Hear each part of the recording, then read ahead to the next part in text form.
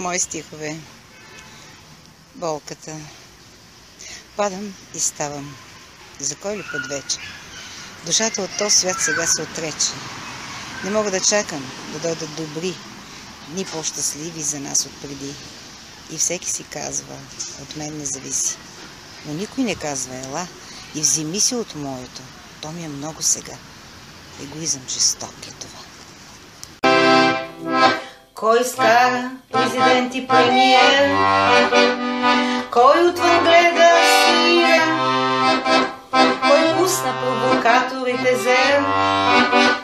И кой ни нарушава мира?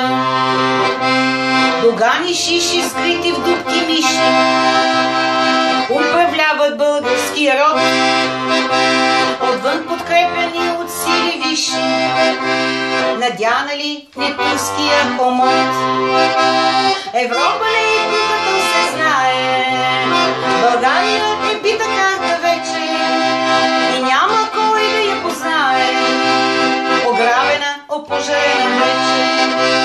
Европа ли е като се знае, България е бита карта вече и няма кой да я познае, ограбена, опожарена вече. В сараите това Доган, без скрупули, без страх, без срам, обърна се към младите туркини. Купувайте земя и раждайте. Останалото оставете ви на мен. Манипулирам българите ката ден. Продават се и слаби са за пари. Изкарвам, алчни са, умри.